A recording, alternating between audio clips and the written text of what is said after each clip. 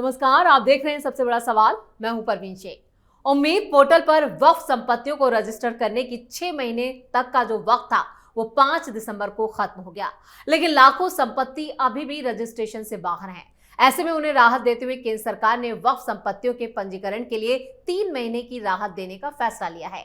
कई सांसद, सामाजिक नेता और वक्फ से जुड़े प्रतिनिधि किरण रिजिजू से मिले और समय बढ़ाने की मांग की थी। सुप्रीम कोर्ट के आदेश के कारण इस समय सीमा को सीधे तौर पर बढ़ाया नहीं जा सकता, लेकिन जिन लोगों ने कोशिश की और किसी कारण रजिस्ट्रेशन नहीं हो पाया, उनके खिलाफ अब 3 महीने तक कोई कठोर कार्रवाई नहीं की जाएगी, ना कोई पेनल्टी लगेगी और ना ही कोई जुर्माना। मंत्री किरण रिजिजू की माने तो अब तक 1,51,000 से ज्यादा वक्फ प्रॉपर्टीज का रजिस्ट्रेशन हो चुका है। अब सबसे बड़ा सवाल यह है, क्या 3 महीने की जो और मोहलत वक्फ के लिए मिली है वो राहत है या फिर चुनौतियां? इस पर चर्चा के लिए स्टूडियो मौजूद हैं कैपिटल टीवी के editor in chief doctor Manish Kumar. Sir, आपका बहुत बहुत स्वागत है। धन्यवाद।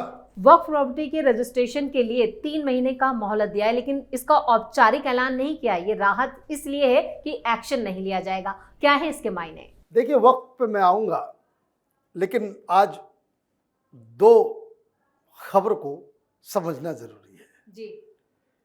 देखिए, धीरे धीरे सारी चीजें साफ होती चली जा रही और लोगों को धीरे धीरे सारी बातें समझ में अपने आप आ जाएंगी। कल चीफ जस्टिस ऑफ इंडिया ने केरल के एक केस में कि जहां मंदिर के पैसे को कोऑपरेटिव बैंक को रेस्क्यू करने में वहां की सरकार लगा दी, वो केस की सुनवाई हो रही थी, तो चीफ जस्टिस ने साफ कहा कि ये पैसा मंदिर का है और इस पैसे को बचाना, इसको हिफाजत से रखना और इसका इस्तेमाल मंदिर के लिए ही होना चाहिए। यह सरकार उसका इस्तेमाल नहीं कर सकती। किसी कोऑपरेटिव बैंक का माली हालत खराब हो गया तो पैसे उधर नहीं जाएंगे, आप नहीं कर सकते। तो एक नया विवाद शुरू हो गया। करोड़ों करोड़ रुपए, चाहे वो बालाजी का मंदिर हो, चाहे कोई भी हो, जम्मू में श्राइन बोर्ड जो है वो हो, सारे ये हिंदू मंदिरों से पैसा जो आता है सरकार अपनी बपौती समझ लेती है और पैसा कहीं और खर्च कर देते हैं, है ना। तो एक बड़ा फैसला आया है। कहने का मतलब ये है कि संपत्ति है, जिस धर्म का है, जिस आय जिससे आ रहा है, वो उसमें ही इस्तेमाल होना चाहिए। ये वक्फ पे भी लागू होता है ऑटोमेटिकली, क्योंकि कानून है ना। अगर आप हिंदू मंदिरों के लिए ऐसा कहोगे तो वो वक्फ के लिए भी इस्तेमाल होगा, वो चर्च के लिए भी होगा, गिरजाघरों के लिए भी होगा, वो गुरुद्वारों के लिए भी होगा। कानून की नजर में तो सब कुछ है। तो एक बहुत बड़ा चीज है, लेकिन इसमें ट्रिक क्या है समझने की, कि बाकी धर्मों का पैसा तो नहीं लेती सरकार, हिंदू मंदिरों का लेती है। अब आते हैं वक्फ के ऊपर। तो एक बड़ी खबर थी, इसलिए मैंने सोचा आपको मैं बता दूं, क्योंकि ये खबर पुतिन जी के वजह से जो है, कल वो खबर जो है वो दब गई थी। अब वक्फ के ऊपर आते हैं। बड़ा देखिए अजीब किस्म का ये डिवाइन जस्टिस है। सच जो है ना वो धीरे धीरे आता है, लेकिन सॉलिड आता है। रिजिजू के पास कौन लोग गए? वही लोग जो प्रपंच कर रहे थे, प्रचार कर रहे थे कि ये सरकार तुम्हारी जमीनें छीनने जा रही है, तुम्हारे मदरसे को छीन लेंगे, तुम्हारी मस्जिदों को छीन लेंगे, तुम्हारे मजारों को छीन लेंगे, तुम्हारी खनकाएं छीनी जाएगी, यही बता रहे थे ना। अब उसी के पास जा रहे हो कि सरकार बचा लो, है ना। क्या क्या कांड इन लोगों ने नहीं किया। ये ओवैसी, ये मुस्लिम पर्सनल लॉ बोर्ड, ये जमीयत उलमा हिंद, इन सारे लोगों ने भाई सऊदी अरब से 1 लाख मेल भिजवा दिया लिख के।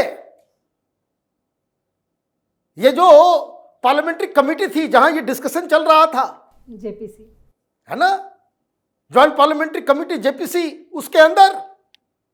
लेकिन भाई अकल उसके लिए भी चाहिए। मालूम चला सबका आईपी एड्रेस निकाला गया, सब विदेश से, पाकिस्तान से करवा रहे थे।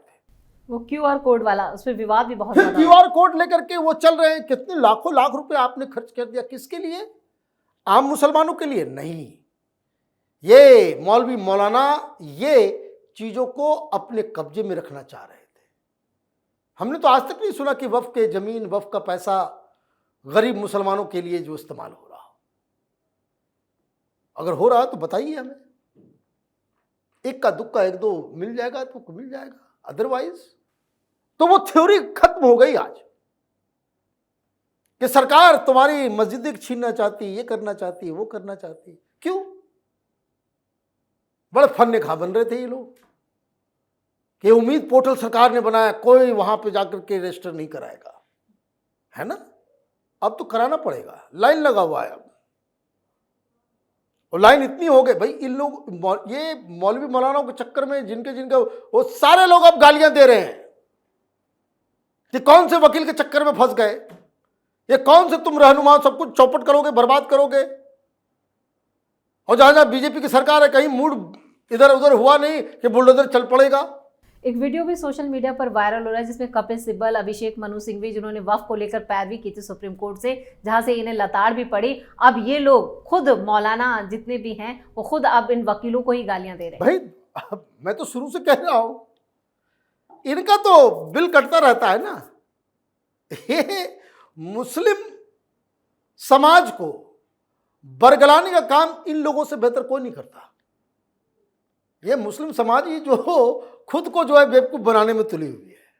भाई एक बार दो बार, भाई मैं 50 तो गिनती में करा दूं अलग अलग, कभी किसी दिन यही पे टॉपिक पे कि कब कब जो है मुसलमानों को बेवकूफ बनाया इस सेकुलर लोगों ने, 50 लिस्ट में दे दूंगा। तो चले गए सुप्रीम कोर्ट। सुप्रीम कोर्ट ने कहा कि भाई रजिस्ट्री तो करवाना पड़ेगा और डेट भी नहीं बढ़ाएंगे, डेट भी नहीं बढ़ेगा। बड़ा अच्छा किया सुप्रीम कोर्ट ने, ताकि समझ में आए। अब ये जो प्रोपेगेंडा कर रहे थे मौलवी मौलाना कि सरकार छीनना चाहती है, सब कुछ करना चाहती है, तुम्हारे बेदखल करना चाहती है, तो सरकार के पास इससे बढ़िया मौका तो कुछ होता नहीं कि जो रजिस्टर हुआ सो हुआ, बाकी जानो बाढ़ में जाओ तुम, अब तो हम कब्जा कर लेंगे। तब तो सरकार तब तो तुम्हारी बात सही होती। मैं बार बार कहता हूं, ये जितने जो है मौलवी मौलाना, ये मुसलमानों के वोटों के सौदागर हैं, मुसलमानों को बेचते हैं ये खुले बाजार में। ये धंधा है इनका, धंधा है इनका। और ये धंधा नहीं करे तो सड़क पे आ जाए, खुद जो है एकदम सफेद कुर्ता पजामा, है ना, और मुसलमान समाज को जो है गंदे नाली में फेंकवा दिया है लोगों ने, दलितों से भी बदतर करवा दिया। मैं बार बार कहता हूं, कोई पूछता नहीं है कितने लोगों की गई नागरिकता। इतना बड़ा कांड हुआ, 53 लोग दिल्ली में मरे हैं। मैं बार बार इस एग्जाम्पल को, और ये 53 लोग मारे गए इन्हीं लोगों के चक्कर में। नागरिकता चली जाएगी तो डिटेंशन कैंप में डाल, अब तो बन रहा डिटेंशन कैंप, जाकर रोको। यूपी में तो डिटेंशन कैंप बन रहा है, असम में भी बन रहा है, अब जाकर के रोको। उस समय तो नहीं बना था, तो आपको फिर से भड़काया गया कि भाई ये देखिए तुम्हारी मस्जिदें चली जाएगी, तुम्हारा ये चला जाएगा, तुम्हारा। अब सरकार ने कहा कि अच्छा यही लोग अब गए सरकार के पास सारे मौलवी मौलाना हो वैसे कि अब क्या करें भाई, ये तो मामला फंस गया, सुप्रीम कोर्ट से राहत नहीं मिली। बस मैं शुरू से करूं, सरकार का इंटेंशन नहीं है भाई, तुम्हारे मस्जिद मदरसा तुम्हारे कब्रिस्तान को लेकर के कौन क्या करेगा भाई। असदुद्दीन ओवैसी खुद गए सुप्रीम कोर्ट, सारे लोग चले गए। फिर अब क्या हुआ, तो रिजिजू के पास ये लोग गए, जब क्या किया जाए। तो रिजिजू ने कहा कि भाई देखो भाई ऐसा है, सुप्रीम कोर्ट ने कहा है कि डेट एक्सटेंड नहीं होगा, अब इसी में करना होगा। लेकिन सुप्रीम कोर्ट का जो फैसला है उसके ऊपर तो हम कोई दूसरा फैसला नहीं दे सकते कि भाई तुमको 3 महीने का। तो उन्होंने कहा कि भाई ऐसा है कि अपलोड करो, रजिस्टर कराओ, वो ट्राइब्यूनल को बोल दिया जाएगा, उसको धीरे धीरे करके हम लोग उसको एक्सेप्ट कर लेंगे। वेबसाइट खुला रहेगा और कोई मदद चाहिए कि कैसे उसको ये करना है, तो हम अधिकारियों को भी हम साथ में लगा देंगे। This is what he said कि सब लोग रजिस्टर करा लो। सब लोग रजिस्टर करा लिए होते तो अभी तक कोई प्रॉब्लम नहीं होता। और सब लोग रजिस्टर करा लिए होते तो फिर वकीलों के पॉकेट में पैसा कहाँ जाता, करोड़ों रुपए। और अगर सबको ये रजिस्ट्रेशन करवा लिए होते तो ये विदेश से फंड नहीं आता। भाई क्यूआर कोड और गले में जो है लटका करके लाउड स्पीकर पे चल रहा था ना, हाँ, बिना पैसे के होता है। बिना पैसे के तो शाहीन बाग में कोई प्रोटेस्ट करने के लिए नहीं आ रहा था। बिना बिरयानी, बिना 500 रुपए, ये दादी चाची नानी कोई नहीं आ रही थी। तमाशा चल रहा है देश में।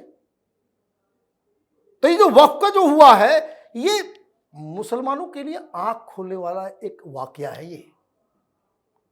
लेकिन है क्या कि नींद इतनी तगड़ी है, आंखें खुलती नहीं है।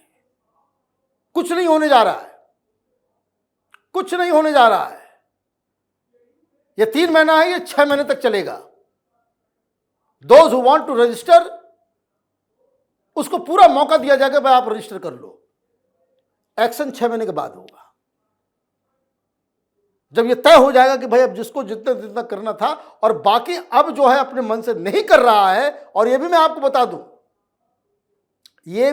बता दूं, कि जो आम वक्फ वाले होंगे ना, छोटे मोटे लोग, उनका तो रजिस्ट्रेशन हो जाएगा। ये ओवैसी क्यों गए? ओवैसी के पास हैदराबाद का आधा वक्फ जो है उसके पास है। 4000 के आसपास वक्फ प्रॉपर्टी के ऊपर इलीगल कब्जा है ओवैसी का।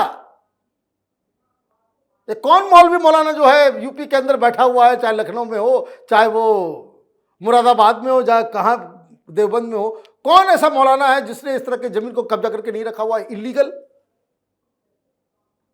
तो विरोध वहां हो रहा था, वहां विरोध हो रहा था। भाई कब्रिस्तान है, कब्रिस्तान को रजिस्टर कराने में क्या दिक्कत है? हमको समझ में नहीं आ रहा है। तो ये जो कहानी हुई है, ये बहुत ही अच्छा हुआ है, और इससे बहुत सारे लोगों की कली खुली है।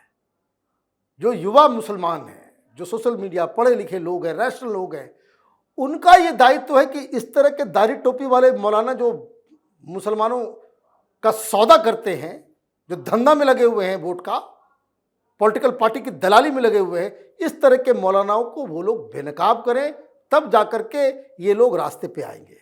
बिल्कुल सही कहा आपने। और इस तमाम जानकारी के लिए और सटीक विश्लेषण के लिए आपका बहुत बहुत धन्यवाद। तो मौलानाओं के बहिष्कार का वक्त भी अब आ चुका है। वक्फ कानून को लेकर मौलाना गैंग पहले ही बड़ी लड़ाई हार चुका है। सुप्रीम कोर्ट से भी ओवैसी और बर्क जैसे मुस्लिम नेताओं को राहत नहीं मिली। आखिरकार मोदी की ही शरण में इन लोगों को जाना पड़ा, जहां केंद्र सरकार ने 3 महीने की और मोहलत दी है। लेकिन अभी मुस्लिम नेताओं की मुश्किलें खत्म नहीं हुई हैं, क्योंकि कागजों को लेकर भी वक्फ रजिस्ट्रेशन का पेच फंसा हुआ है। इस खास शो में इतना ही। वीडियो कैसा लगा कमेंट करके अपनी राय जरूर दें। वीडियो को लाइक करें, शेयर करें और कैपिटल टीवी को सब्सक्राइब जरूर करें। धन्यवाद।